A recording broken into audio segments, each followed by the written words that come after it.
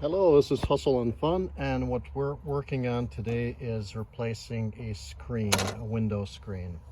So this is broken. As you can see, it's missing part of the screen. I think they had cats or dogs or some kind of animals tearing it up. So what you need to do first is find the end of the spline, which is this part here, this rubber part, and you need to remove it. If you don't have it, you need something that will match this and that you can put in afterwards. So you can use either a screwdriver, like a flat screwdriver, to pry into this to get underneath. You might be able to use even a Phillips screwdriver or a knife. Just be careful with it. If it's in good shape, you can reuse it. If it's something that's kind of dried out or torn or crumbling, obviously you couldn't use that. I think this will be still in good shape, so I'll try to remove it carefully. We have this screen here that we can use. What we do is make sure that it's going to be wide enough for this project, both ways, so you can use it either this way or that way. I would use it in a way that you use the least amount. So if it's wider this way, width-wise, then you can use it this way, so it's going to be, the run is going to be shorter, so you're going to be using less of the screen. So I'm about to get started. I have some tools here, as you can see, and I'm going to start prying out this spleen or spline out of here. So what I did here was as you can see, I pried this out with the knife, and then you can start removing. This was how I pried it out, went underneath, and you can start removing the spleen or spline out of here. You may want to remember how you put it in, how you took it out, because it has corners that has been pushed into a 90-degree corner, and it would be easier to put it back the same way if you're intending to reuse this spline. So it's pretty easy to take it out. You can take it out by hand, it's no big deal. And then you can, as you see, you can remove the screen after that from the track, and you'll be putting another screen back in its place. So let me remove this right here and all around, and I'm just going to continue taking the spline out. As you can see, I'm pulling it out, and I'm going to try to place it in a way that I'll remember how I originally took it out. Or you can just remember that you took it out from this corner and then start going around that back that way. So I'm continuing with this. I guess it's in two pieces, as I mentioned, because there's actually a little spring-loaded mechanism that will keep things in place. So I think that may be the same thing here, so that might be a short run here, a little bit longer run, and then going around. So let me take a look, see if we can take this out from here. Sometimes you can pull on the screen since you're not going to be keeping that screen, and it looks like it's still in one piece, but kind of they cut it so it can fit around the spring-loaded thing. So I'm about to pull this out. See, it's pretty nice and sunny out here today for a change, and pull the rest of the screen out of its place. So the old spline is out, and I'm putting the new one in as soon as I cut it. So with these screens, you have a number of different choices. This is like a fiberglass plastic type of screen. It's a black one. You can get a charcoal one. You can get also an aluminum. I just like this. It has worked pretty well for me, so I usually use this black screen or charcoal, depending on what you prefer. So what you do is you roll it out. You get a little bit bigger than it originally is, but it looks like it's the end of the run, so for me it doesn't really matter because I can get another one out of this anyways.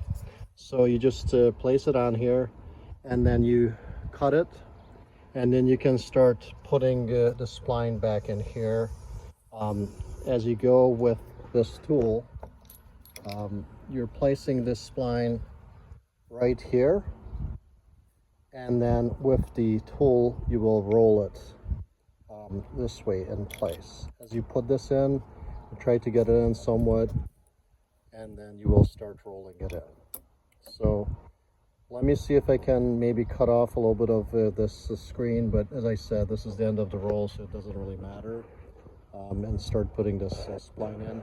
Make sure that you have enough screen on both sides, or actually all four sides. So when you start putting it in, sometimes it stretches a little bit this way or that way, just to make sure that it is centered, and you can get it all the way in. So what I have done is I used a flat screwdriver and pushed this corner in its place. And since it's windy out here, I tucked some of the screen underneath here so it doesn't fly away on me here while I'm trying to get everything in place. One thing is to try to keep it nice and clean. As you're putting this spline in, you can actually stretch it a little bit. If it looks like it's not long enough, you can stretch it a little bit longer. That will be fine. And just get it in there. You might have a few ripples. But if you do more and more of these, the better you will get at it. So you can kind of push it in by hand if you wanted to at first. Goes in pretty easily. Then you would use the roller and push that in. So you can use either your right hand or left hand, depending on if you're right handed or left-handed. You can go from left to right or right to left. But I like to go from the point where I put the corner in and then outwards from that point on. So you can come back and you can roll it a little bit more to get it in place, and try to get it as smooth as possible and in its place. So once you have one side done, then you would move on to the next side. Make sure that you put the corner, if you're using the old spline, where it belongs in the corner. If you need to stretch it a little bit, go for it, and then go from there. So we can turn this a little bit here to get it closer to us, and then you have to make sure that you keep this nice and flat, so the end result will be good also. And then you can put this screen in, and you can stretch it a little bit, use a flat screwdriver again to put it back in its corner, and then you can use your hand just to guide it in its place, and then use the roller to roll it back in here. So once again, I got the corner in right here with a screwdriver, flat screwdriver. When you do that, please be careful not to rip the screen. So only push on the rubber part. I pull this screen so it's nice and even and there's no ripples in it. So what I can do is use the roller. Again, since we're kind of in the middle of the run, you can do it from one side or the other side, just making sure that we get it in nice and even, so we don't have any folds or, as I said, kind of ripples in this screen itself. So we should be good on this part, and now we can move to the next part. So we're moving on to the next corner. So I got this pushed in with the flat screwdriver once again, and you can get the rest of it in. Make sure you tug on the screen a little bit to make sure everything is nice and flat, and then you can use this roller and you can roll the spline in its place, if you see that. And once that's done, it looks pretty good.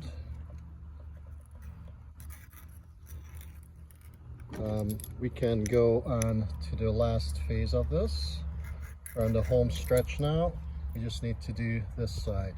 So I'm about to put those pieces back in, and then this should be all set. What needs to be done at that point is just go throughout the screen, make sure it's still nice and even, and that everything is in far enough. Make sure that everything is in the groove, and if that's the case, everything's flat, everything's in the groove, you can go around and you can carefully along this line on the outside of this spline, you can cut it with a blade. You can use a sharp knife, or you can use one of these knives. So I'll show you how that's done in a second here. So as you can see, the last part of it is in also. I put it in the same way as the other ones. And what I'm about to do is cut the excess off, the excess screen off. So I'm going to start at a corner, and I'm going to be cutting it across like this. Once that's cut, you also want to cut it from here to here, so you can take the part that's already cut off and you can make sure that it's cut all the way through, and then move on to the next side and the next side, and then finish on the last run. And once that's all done, everything should be nice and even, just like this one, and I'll show you the finished product. So one last thing, if you have not started cutting yet, is that before you cut it, make sure once again that everything is nice and flat, that you don't have any ripples or any kind of folds, creases in the screen itself, because before you cut off the axis, you can still remove this spline or spleen, and you can redo it. So up to the point where it's not cut, you can still play with it. You can stretch it out, you can move it, you can do all sorts of things with it. You can basically start from scratch. But once you cut it, like I have right here, it's no longer available to you, that option. So it looks really good. It's nice and flat. So no complaints from me. As you can see, this is as good as it gets. So thank you for watching. If you like what you see, give me a thumbs up or subscribe, and hope to see you on the next one.